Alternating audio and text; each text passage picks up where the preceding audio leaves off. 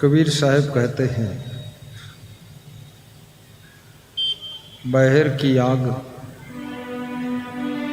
बुझाने के लिए बहुत से संसाधन हैं, लेकिन मनुष्य के मन के भीतर जो आग लगी है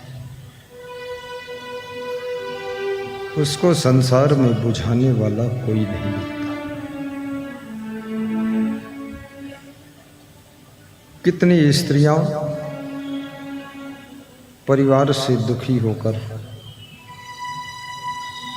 कहती हैं कि हमारे कलेजे में आग लगी। कितने पुरुष जगत के दुखों से पीड़ित होकर कहते हैं कि हम भीतर ही भीतर जल रहे हैं।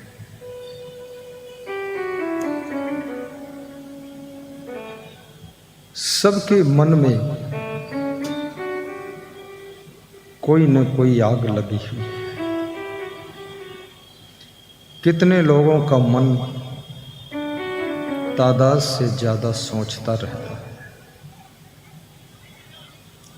मन के भीतर सूक्ष्म रूप से कोई भय बैठा हुआ है।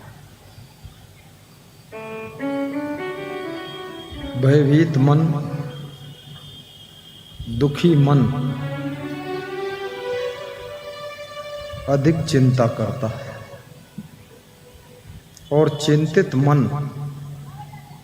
तादाद से ज्यादा सोचता है।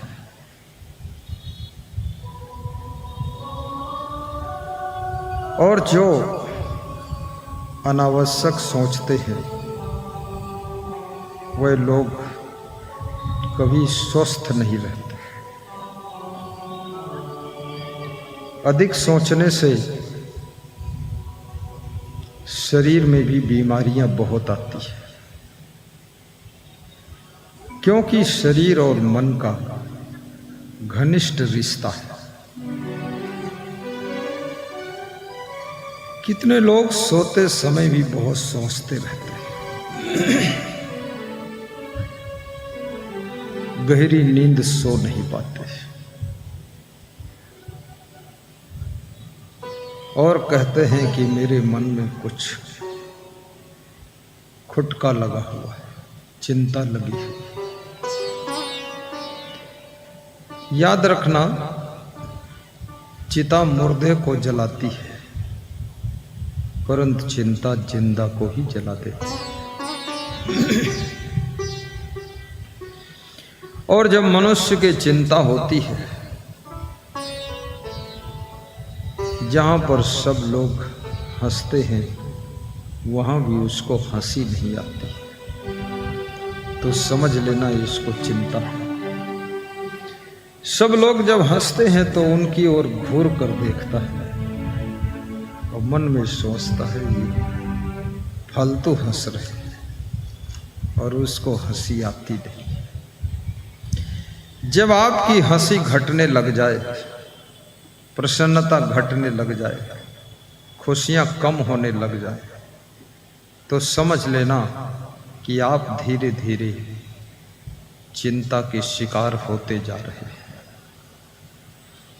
मनुष्य तो एक है लेकिन चिंता अनेक प्रकार की है। कभी कभी आपके बच्चे गलत रास्ते पर चल पड़ते हैं जिसके कारण भी आपको चिंता हो जाती है। कभी कभी आपके बच्चे सफल नहीं होते हैं, एजुकेशन में, क्वालिफिकेशन में, लाइफ में सक्सेस नहीं होते, तो भी आपके मन में चिंता हो जाती है, इनके भविष्य का क्या होगा। जिनसे जिनसे तुम ज्यादा मोह करते हो उनकी तुम्हारे मन में ज्यादा चिंता रहती है। ये मोह चिंता को जन्म देता है। और जिनसे जिनसे तुम द्वेष करते हो, द्वेष भी तुम्हारे मन में चिंता को पैदा करता है। जिस समय धृतराष्ट्र को रात में नींद नहीं आती थी, लोग सोचते हैं धन बहुत हो जाएगा तो हम बहुत ज्यादा सुखी हो जाएंगे। महाराजा धीराज धृतराष्ट्र कौरवों के पिताश्री हैं, हस्तिनापुर की राजगद्दी पर सुशोभित है, धन दौलत बाहुल्य मात्रा में है, परंतु चिंता इतनी है कि रात्रि को नींद नहीं आती है। 100 पुत्रों के पिता हैं,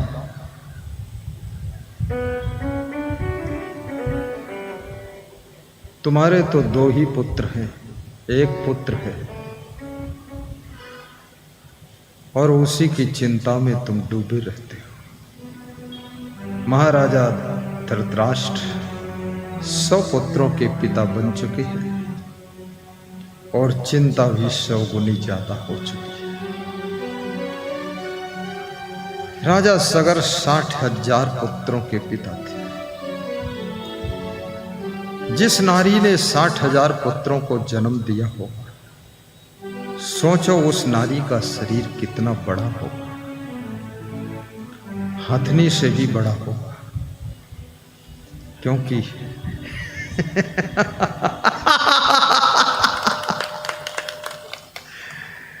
क्योंकि 60,000 बहुत संख्या हो गई।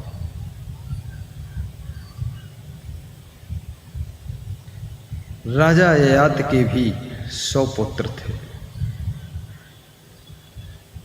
मुझे लगता है उस युग में धरती पर जनसंख्या बहुत कम थी। आज सरकारें भी संदेश दे रही हैं, जनसंख्या नियंत्रण करो। यूरिया की बोरी पर मैंने लिखा हुआ पढ़ा था, हम 2 हमारे 2।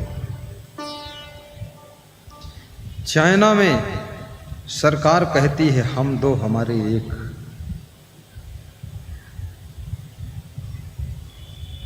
और भारत देश की सरकार जनसंख्या विस्फोट से तंग हो चुकी है। कितनी चौड़ी सड़क बन जाती है, जनसंख्या अधिक होने के कारण सड़क पर भी जाम लग रही है। शहरों में जाम,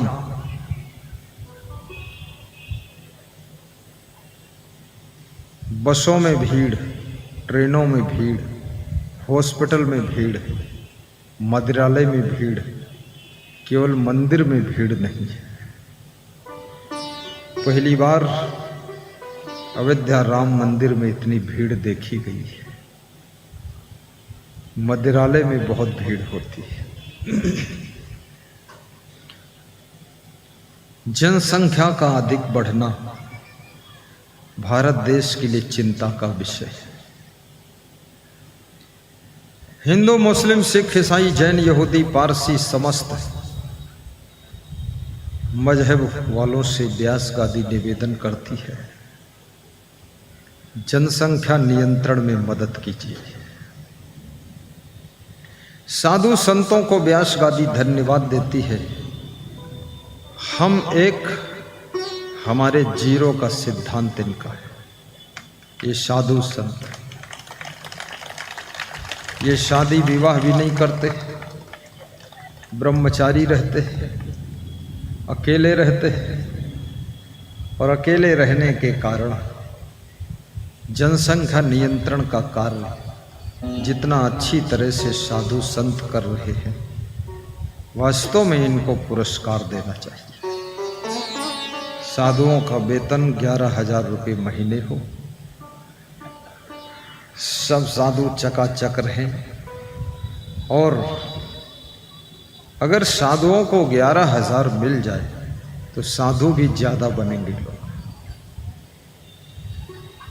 साधु कितना जनसंख्या नियंत्रण करता है,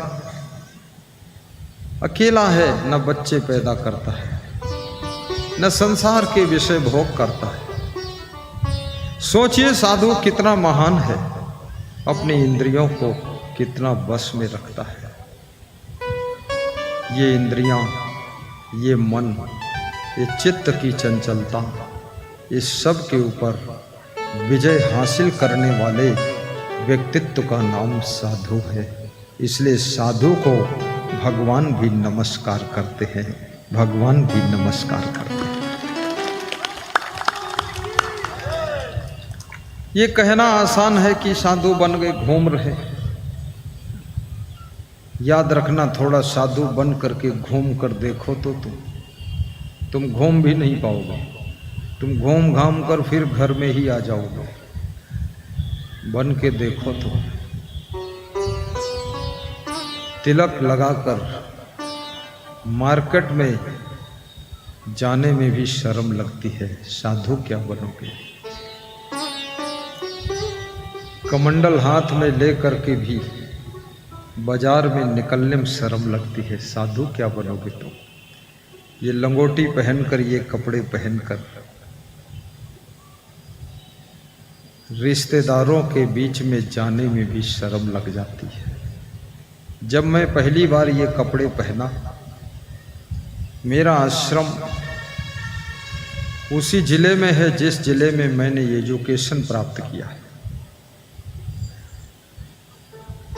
अब वहाँ जब मैं निकलता था तो उस समय हमारे गुरु के पास में एक मिलिट्री की रिटायर गाड़ी थी, तो उसमें पीछे बैठता था।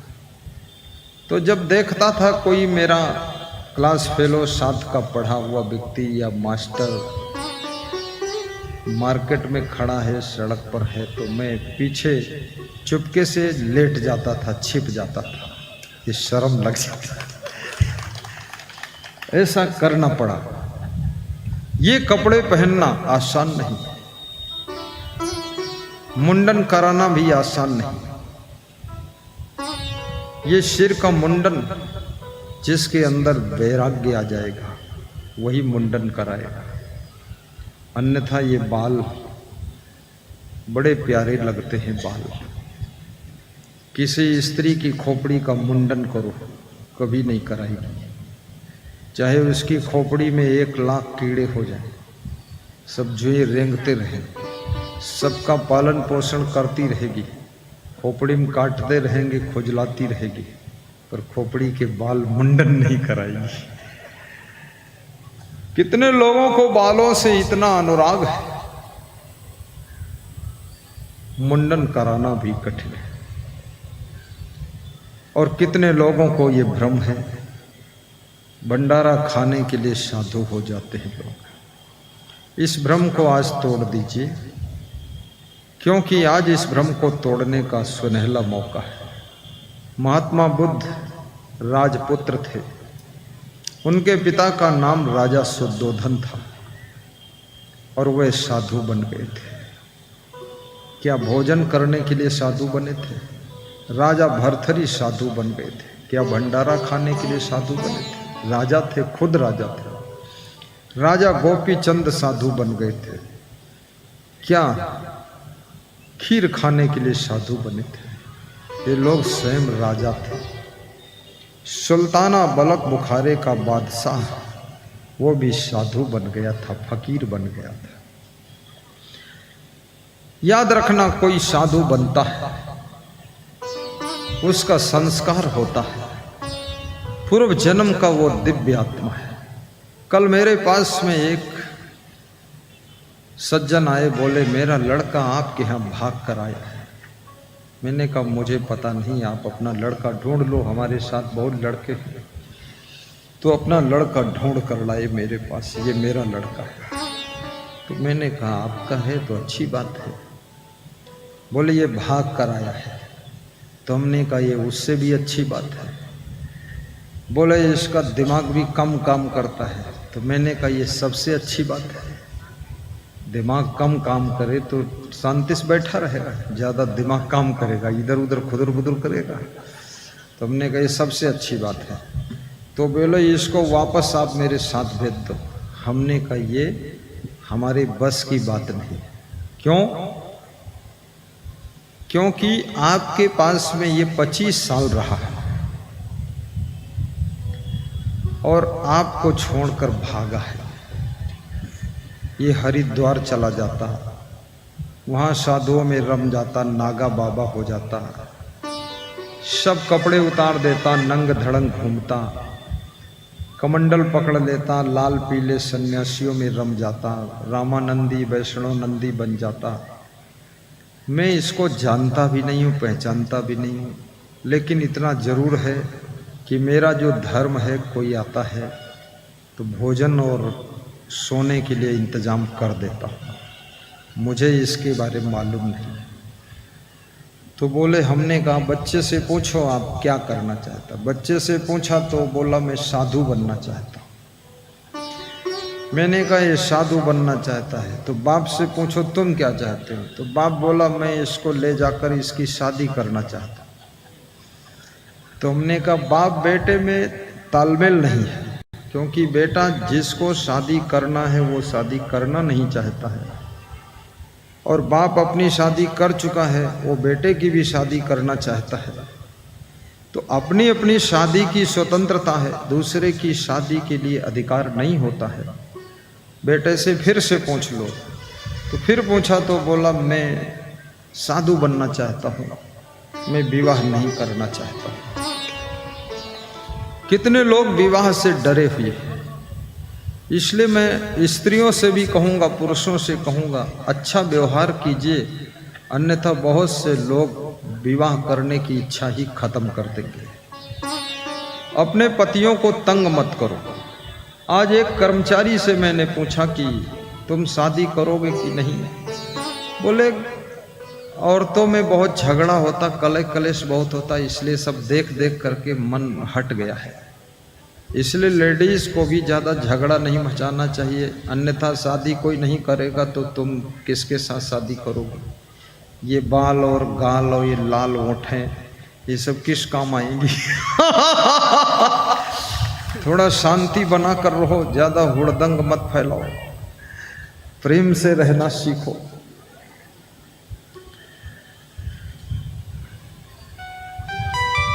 बहुत बड़ी महफिल जमी हुई है। तो मैंने उनसे कहा, बोले बाबा तुम भेज दो इस बच्चे को। तुमने कहा बच्चा और तुम दोनों मिल गए हो, आप ले जाओ और ये चला जाए। बाप बेटे के बीच में हम इन्वॉल्व नहीं हो सकते, जैसी इच्छा हो अलग हटो, करो जाकर। तो बच्चा बोला कि हम जाएंगे नहीं। तो मैंने उनके बाप से कहा, देखिए आपने जो इसको जन्म दिया है, इसमें आपकी बहुत बड़ी चूक हो गई, क्योंकि इतना पवित्र मन से आपने पति पत्नी ने मिल करके इसको जन्म दिया है कि इतना पवित्र आत्मा पैदा हुआ है। अब गलती तो आपकी है, इतना पवित्र मन से क्यों पैदा की। थोड़ा सा मन गंदा रहना चाहिए था तो संसार में रहता। बोले अब बाबा हम चूक गए तो क्या करें अब। जब पति पत्नी का मन बहुत पावन होता है, एकदम मन निर्मल होता है, और पति पत्नी अगर बड़ी भक्ति भाव से संसर्ग करके बालक को जन्म देते हैं, तो बालक कोई दिव्य आत्मा आकर के भी उनके द्वारा जन्म लेती है और वो फिर कुछ महान कार्य करती है। ये भी तुम्हारे हाथ में व्यवस्था है, याद रखना, चूकना नहीं है। तुम जैसा चाहो वैसा पुत्र प्राप्त कर सकते हो, जैसी चाहो वैसी पुत्री प्राप्त कर सकते हो, जैसा चाहो वैसी पत्नी, जैसा चाहो वैसा पति, जैसा चाहो वैसा भाई, जैसी चाहो वैसी बहन भी आपको मिल सकती है। क्योंकि इसके लिए आपको बहुत पवित्र मन बनाना पड़ता है, पवित्र कर्म करना पड़ता है, सुंदर स्वभाव बनाना पड़ता है और बड़ा प्रेम भरा दिल बनाना पड़ता है। फिर आपको बड़े सुंदर माता पिता भी मिलेंगे। देखिए जिनके बड़े पुण्य कर्म हैं, जो बड़े पवित्र आत्माएं हैं, वह बड़े दिव्य माता पिता के द्वारा जन्म लेते हैं। समझदार माता पिता उनको मिल जाते हैं, और जो माता पिता बहुत पुण्य आत्मा हैं, उनके द्वारा कोई दिव्य आत्मा जन्म ले लेती है। इसलिए पति पत्नी को भी भक्ति करते करते, प्रवचन सुनते सुनते, सत्संग सुनते सुनते कथा भजन सुनते सुनते बालक को जन्म देना चाहिए। तो आपका बालक ध्रुव और प्रहलाद जैसा भक्त पैदा होगा। शिवरी और मीराबाई जैसी आपकी बेटी पैदा होगी जो कि भक्ति में डूबी रहेगी। मीराबाई ने अपने कुल परिवार का नाम अमर कर दिया, शिवरी ने अपने परिवार का नाम अमर कर दिया और ध्रुव प्रहलाद ने भी इतिहास में अपना नाम रोशन कर दिया। इसलिए याद रखना, ऐसा पुत्र आपके द्वारा जन्मना चाहिए, ऐसी पुत्री जन्मनी चाहिए जो भक्ति करती हो। अगर भक्ति नहीं है तो समझ लेना जैसे गाय भैंस के बच्चे पैदा होते हैं, ऐसे तुम्हारे द्वारा भी गाय भैंस जैसे पड़वा बछड़ा बछिया ही पैदा हुए हैं, वो कोई मनुष्य का बच्चा नहीं पैदा हुआ।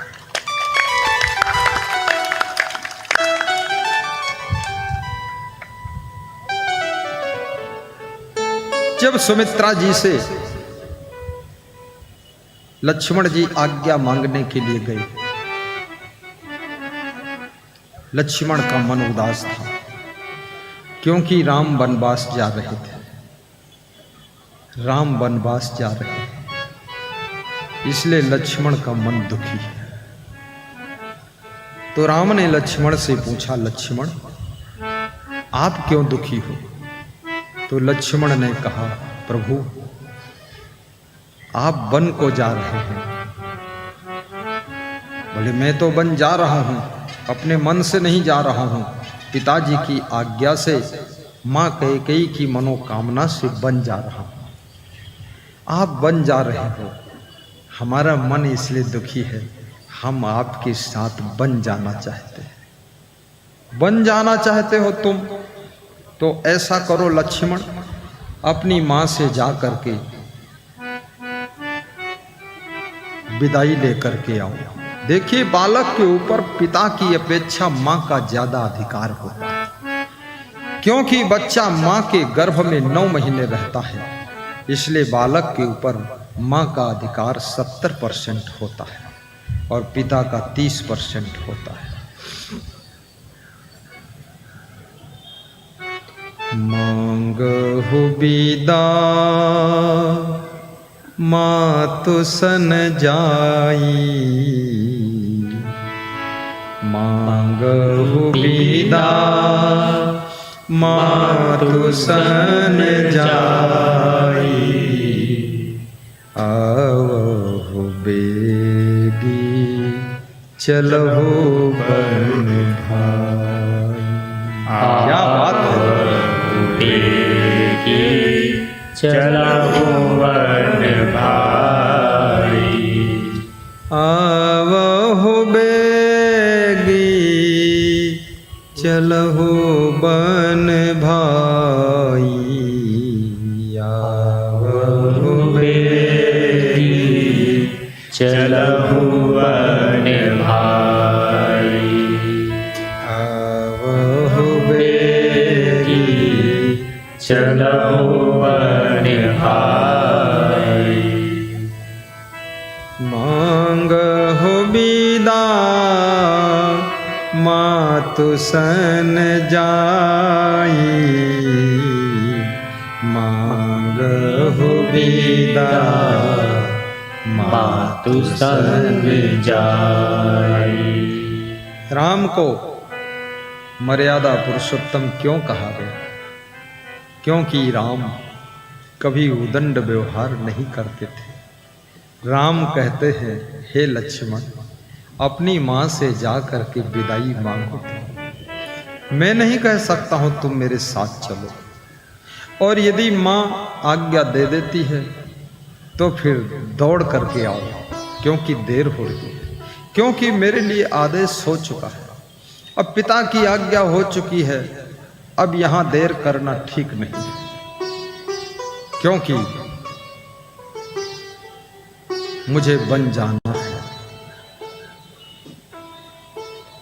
बहुत कठिन है। मां से विदा लेने के लिए लक्ष्मण जाते हैं। लक्ष्मण की मां का नाम सुमित्रा है, भरत की मां का नाम कैकेयी है, राम की मां का नाम कौशल्या है। भरत और शत्रुघ्न ननिहाल में कौन सी घटना घटित हो रही है? दो भाई ननिहाल में, दो भाई अयोध्या में। महाराजा दशरथ भवन में बेहोश पड़े हुए हैं। राम को बन जाने का आदेश देने के बाद महाराजा दशरथ का होश नहीं रह गया। महाराजा दशरथ बहुत दुखी हुए, लेकिन महारानी कैकेयी से वचन हार चुके। प्राचीन समय में राजा महाराजा भी वचन का पालन करते थे और रघुकुल में रीति रिवाज थी। रघुकुल रीति सदा चली आई, रघुकुल रीति सदा चली आई।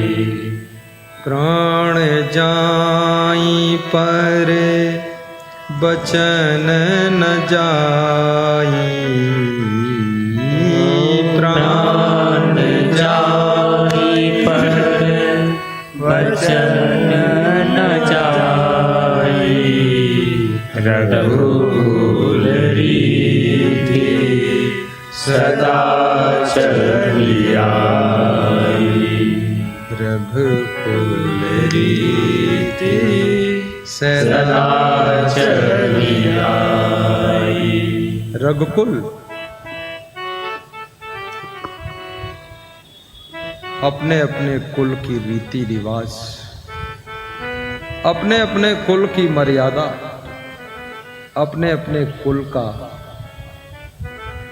रहन सहन जुदा जुदा होता है। कई बार तुम कहते हो कि हमारे कुल परिवार में ऐसा गलत काम कोई नहीं करता है। कितनी बड़ी बात है। रघुकुल रीति सदा चली आई। कितने परिवारों में, कितने कुल कुटुंब में कोई नियम नहीं है, कोई विचार नहीं है, कोई संयम नहीं है, कोई विवेक नहीं है और कोई भी मर्यादा नहीं है। सब संतो अंधाधुंध अंधियारा।